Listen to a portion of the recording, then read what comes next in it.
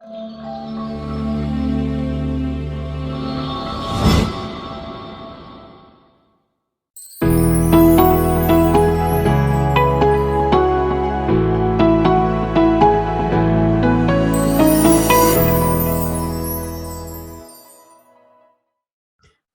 semuanya, kembali lagi dengan saya.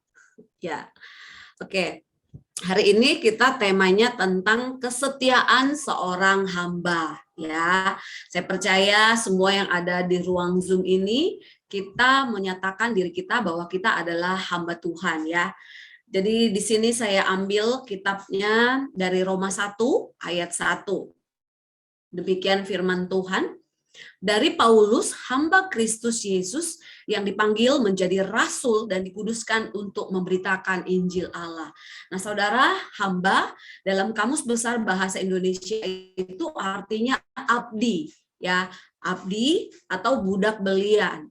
Sementara setia yaitu berpegang teguh pada janji, pendirian, atau patuh, taat, bagaimanapun berat tugas yang harus dijalankannya, ia tetap melaksanakannya, ia tetap memenuhi janjinya, tetap dan teguh hati dalam persahabatan dan sebagainya.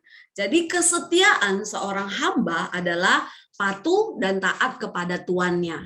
Ya, sama-sama kita ketahui bahwa Tuhan yang kita sembah, Allah yang kita sembah adalah Yesus Kristus. Nah, saudara, ada suatu kebanggaan secara rohani bagi orang-orang Kristen di dalam gereja ketika mengenakan status sebagai hamba. Apalagi hamba Tuhan, hamba Allah. Ya, kalau saya pribadi setelah saya resign, saya dengan bangga mengatakan profesi saya sekarang hamba Tuhan, ya hamba Allah gitu. Tapi di sini dalam tanda kutip harusnya hamba Tuhan, hamba Allah siap sedia baik atau tidak baik waktunya dalam melaksanakan tugas dan tanggung jawab sebagai hamba Tuhan. Amin. Ya, jadi apalagi di belakang kata hamba itu melekat kata Allah atau Tuhan, menjadi hamba Allah atau hamba Tuhan. Nah, tapi pertanyaannya, apakah setiap orang yang mengaku sebagai hamba Allah atau sebagai hamba Tuhan mengerti makna dan esensi dari status sebagai hamba Allah ya? Jangan sampai sebagai orang Kristen, khususnya pelayan-pelayan Tuhan di gereja, mengaku bangga dengan status hamba Allah, tetapi tidak mengerti makna dan esensi dari status tersebut. Ya, hamba adalah orang yang mengabdi pada tuannya. Mengabdi diri berarti siap sedia jika diperlukan atau dibutuhkan. Siap sedia untuk melakukan perintah atau aturan-aturan dari tuannya. Ya, kesediaan diri hamba Tuhan melatar belakangi kesetiaan dan ketaatannya kepada tuannya. Nah, saudara, syarat utama menjadi seorang hamba Tuhan adalah taat dan setia. Nah, ini yang harus kita garis bawahi. Syarat utama menjadi seorang hamba Tuhan yaitu taat dan setia. Walaupun punya keahlian, punya keterampilan, punya kerajinan, punya kemampuan yang dapat diandalkan, jika tidak mempunyai loyalitas dan pemberian diri yang sungguh-sungguh, itu nggak ada gunanya. Ya, jadi ketika ada jadwal baik atau tidak baik waktunya, siap sedia. Ya, saya dengan Amos berusaha setiap kali ada pelayanan gitu ya, kita sudah komit berusaha semampu kita, kita katakan ya. Ya, jadi semampu kita jika kita tidak ada halangan apapun, mau di pelayanan dimanapun, mau pelayanan apapun gitu, kita sudah komit sama Amos, apalagi kita kan masih berdua ya. Jadi kita selalu siap sedia gitu ya. Mau di pemakaman kah, mau di nikahan kah, mau jadi angkat-angkat kah, apalagi Amos gitu ya. Dia suka bersih-bersih, yang mau sikat toilet kah apa gitu ya. Kita sudah komit gitu. Nah, banyak terjadi saudara, banyak hamba-hamba Tuhan yang mengaku dirinya hamba Tuhan. Ya, ini tidak menutup kemungkinan lagi gitu ya, dari cerita-cerita sesama hamba Tuhan pun ada banyak pendeta-pendeta yang jika PK-nya gede Nah, itu diutamakan tuh pelayanannya. Tapi jika PK-nya kecil, ya nanti dulu lah ya. Apalagi nggak ada PK sama sekali. Nah, ini pertanyaan bagi diri kita masing-masing. Apakah kita yang menyebut diri kita sebagai hamba Tuhan, kita sudah taat dan setia melakukan apa yang Tuhan inginkan dalam kehidupan kita? Ya, jadi tadi kata kunci dari kesetiaan seorang hamba Tuhan yaitu taat dan setia. Nah, saudara, kita akan belajar dari Rasul Paulus tentang makna dan esensi seorang hamba Tuhan. Ya, Roma 1 ayat 1, kata Yunani yang digunakan oleh Paulus untuk hamba adalah doulos yang memiliki arti budak, baik secara tidak sukarela maupun sukarela, ya. Nah, jadi bagi dunia Yunani, pengenaan status diri sebagai hamba adalah suatu kehinaan yang begitu rupa karena orang Yunani menganggap diri mereka adalah manusia bebas atau manusia merdeka. Nah, oleh karena itu, masyarakat Yunani tidak mau disebut sebagai hamba orang lain atau tidak mau disebut hamba dari dewa-dewi. Nah, sementara dalam dunia Ibrani, hamba adalah bawahan dari seorang atasan. Dan setiap orang merupakan hamba dari seorang atasan. Sebagai hamba dari seorang atasan, maka seorang hamba harus memiliki sikap hormat, tunduk, taat, serta setia kepada atasan mereka. Seorang hamba harus mengutamakan kepentingan atasannya ketimbang kepentingan mereka sendiri, ya. Seorang hamba harus siap untuk menjalankan misi dari atasannya meskipun misi itu terlihat berat dan mustahil untuk dilakukan. Nah, baru-baru ini kan ada teman kita yang mengundurkan diri gitu ya. Kita berdua juga sama Amos jujur gitu ya, nggak ada angin, nggak ada hujan, kenapa mengundurkan diri? Maksudnya kalaupun ada pelayanan di tempat yang baru atau yang lain, pasti kan nggak tahu nih kalau saya pribadi ya sama Amos, kalau sudah komit di satu tempat gitu, pasti ada alasan dong kita mengundurkan diri, atau mungkin saya pulang kampung, atau jadi di Medan gitu. Nggak tahu nih nanti Pak Prana sama Kak Mona gimana nih, tiba-tiba mengundurkan diri, nggak ada angin, nggak ada hujan, nggak tahu juga gitu. Tapi idealnya kan orang mengundurkan diri itu kan pasti ada alasannya ya, apakah dia keluar kota, tapi apapun itu pasti mereka sudah pikirkan gitu ya. Tapi dari perjalanan yang pernah bareng-bareng gitu kan, ada sempat terucap nggak suka kalau terlalu begini gitu. Tapi menurut saya ya, kalau kita sudah ada dalam satu penggembalaan, kalau kita sudah katakan dia gembala kita, harusnya kan kita harus taat kepada apa yang menjadi aturan atau aturan dan peraturan penggembalaan itu. Setuju nggak dengan saya? Ya kalau nggak setuju, maksudnya kalau kita udah nggak setuju atau memang itu ya memang ya baiknya ya udah nggak usah join gitu loh, daripada ngedumel di belakang gitu kan. Nah, saudara, perlu kita ketahui bahwa Paulus adalah memiliki kualifikasi yang sangat mumpuni ya dalam banyak hal ya.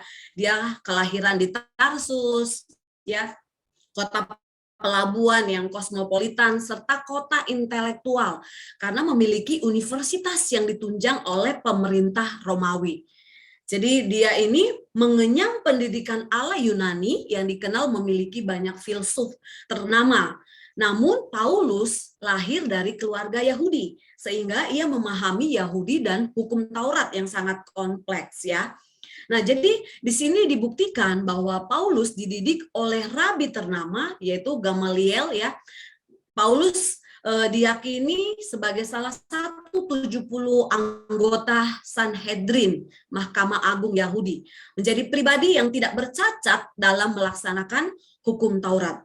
Nah, secara umum Paulus ini seorang yang cakap dalam pengetahuan, baik dalam filsafat, agama, membuat atau berdagang atau membuat kemah, ya. Kecakapan-kecakapan yang dimiliki Paulus, dia katakan dianggap sampah waktu dia mengalami perjumpaan dengan Kristus. Nah, saudara, ini yang menjadi perbedaan. Saulus yang dulu menjadi Paulus gitu ya. Waktu dia mengemban sebagai hamba Tuhan, hamba yang mengalami perjumpaan pribadi dengan Tuhan, dia katakan dianggap sampah. Lalu dia dikuasai oleh Roh Kudus. Nah, memudahkan Paulus untuk menyampaikan Injil kepada bangsa-bangsa di luar Yahudi dan menulis sebagian besar surat-surat di Perjanjian Baru. Nah, saudara, satu hal yang harus dimengerti oleh setiap orang Kristen, orang percaya, khususnya para pelayan-pelayan di gereja, bahwa unsur utama yang terkandung dalam status hamba adalah unsur ketaklukan dan ketaatan penuh kepada tuannya. Takluk artinya mengakui kekuasaan Kristus Yesus atas dirinya. Taat artinya senantiasa tunduk dengan kesadaran penuh kepada Kristus Yesus yang telah menebusnya dari kuasa dosa dan diubahkan menjadi hamba kebenaran. Jadi ini kata hamba di sini bukan lagi yang namanya hamba yang terkungkung, hamba yang tidak tahu apa-apa, hamba yang diperbudak, bukan seperti itu. Tapi hamba yang sudah dikuduskan dan ditebus dan menjadi hamba kebenaran. Nah, saudara, merujuk kepada surat-surat yang ditulis oleh Paulus, dapat diketahui bahwa Paulus memiliki ketaklukan dan ketaatan penuh kepada Yesus Kristus. Karena Paulus menyadari bahwa sebagai hamba Yesus Kristus, maka ia harus mentaati tuannya, yakni Yesus Kristus. Nanti teman-teman boleh baca dalam Roma 6 ayat 16. Nah, itulah sebabnya kita melihat bagaimana Paulus begitu taat dan rela melakukan apa saja yang diperintahkan oleh Roh Kudus. Jadi memang tokoh pelayan hamba Tuhan yang paling keren dan favorit tuh Paulus ya teman-teman ya. Walaupun ada aniaya, intimidasi, tidak membuat Paulus surut dalam mengabarkan dan mengabarkan bahkan mengobarkan Injil kepada orang non-Yahudi. Ya, justru aniaya dan intimidasi yang dialaminya semakin mengobarkan semangatnya untuk mengajar dan memberitakan Injil. Karena Paulus mengetahui makna dan esensi dari statusnya sebagai hamba Tuhan, hamba Yesus Kristus. Paulus mengerti keberadaan dirinya dan pribadi yang dilayaninya.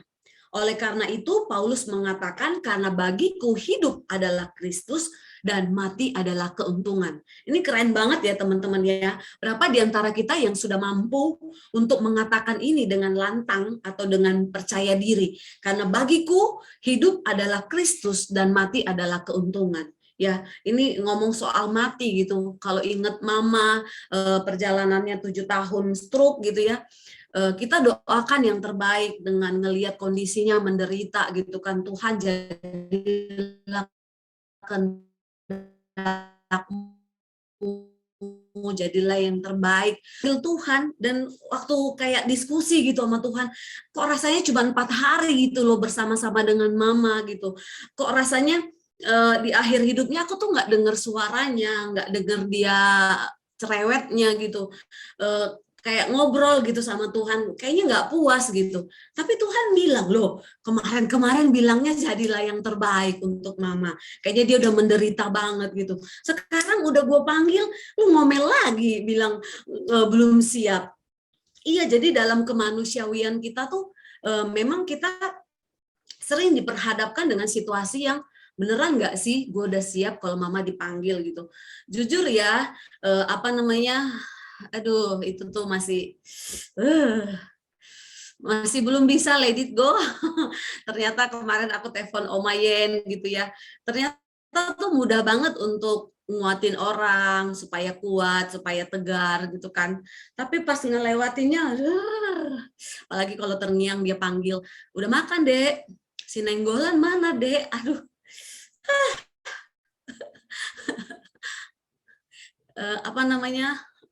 Itu nggak akan aku dengar lagi. Ya begitulah, jadi nangis deh. Banyak hal-hal yang kita tuh kayak tawar-menawar sama Tuhan gitu. Tapi bisa nggak kita sebagai hamba Tuhan, kita bilang, karena bagiku hidup adalah Kristus dan mati adalah keuntungan. Lumayan juga nguatin tadi malam gitu ya. Ya ini awal dari kita berjumpa dengan pencipta kita. Harusnya sih kematian itu sesuatu yang menyukakan ya teman-teman ya. Tapi ternyata tuh dalam kemanusiawian kita, kematian itu duka cita banget gitu. Padahal sebenarnya sukacita harusnya karena kita ketemu sama pencipta kita gitu ya. Ya, berharap teman-teman bisa ngelewatin lah ketika kita kehilangan orang-orang yang kita cintai gitu ya. Nah, jadi saudara, meskipun status hamba dalam tradisi Yunani pada zaman itu dianggap sebagai suatu kebodohan dan kehinaan yang begitu rupa, namun di balik itu semua terkandung kerendahan hati dan tersirat kebanggaan bahwa dirinya adalah hamba dari Yesus Kristus. Mengapa demikian? Karena Tuhan yang dilayani adalah Yesus Kristus. Tuhan yang penuh kemuliaan, Tuhan yang penuh dengan keagungan dan kebesaran, Tuhan yang maha kuasa, Tuhan yang mengorbankan diri untuk menebus orang-orang berdosa. Maka status hamba Tuhan yang disandang Paulus suatu gelar yang begitu terhormat dan mulia. Nah, saudara, di Matius 25 ayat 21 katakan, maka kata tuannya itu kepadanya, baik sekali perbuatanmu itu, hai hambaku yang baik dan setia. Engkau telah setia dalam perkara kecil, aku akan memberikan kepadamu tanggung jawab dan perkara yang besar. Masuklah dan turutlah dalam kebahagiaan Tuhanmu. Saya percaya kita yang mendengarkan di dalam Zoom ini yang menjadi kerinduan kita. Tuhan bisa memuji pelayanan kita. Tuhan bisa memuji apa yang kita lakukan. Baik sekali perbuatanmu itu, Prana, gitu ya. Baik sekali perbuatanmu itu, Mona. Hai hambaku yang baik dan setia. Ini pujian yang kita perlukan dari Tuhan. Kita nggak butuh pujian dari manusia, ya. Waktu acara selesai gitu kan, kita saudara-saudara semua ada patungan, ada semualah pengeluaran-pengeluaran yang ada gitu ya. Kadang-kadang saya sebagai anak paling bontot gitu, terus kita bertiga udah naik pesawat pulang pergi, kayaknya biaya gede banget, terus harus dibebanin lagi untuk patungan. Rasanya tuh nggak terima gitu, tapi tetap harus gitu. Yang aku percaya, waktu itu aku cuma bilang, ya walaupun kami cuma hamba Tuhan, ya kami bisa menyanggupi segini gitu. Dan kami percaya pemeliharaan Allah sempurna atas kami gitu. Semuanya bisa terlewati, semuanya berjalan dengan baik. Ya, puji nama Tuhan, itu semua karena anugerah Tuhan. Sekali lagi saudara, ya, kalau kita menyebut diri kita hamba Allah, berlakulah seperti hamba Allah, ya. Jangan seperti orang-orang yang tidak mengenal Allah justru. Perkataan kita, perbuatan kita, tingkah laku kita, berlakulah seperti hamba Allah. Tuhan Yesus memberkati, semoga dipahami, semoga dimengerti. Amin.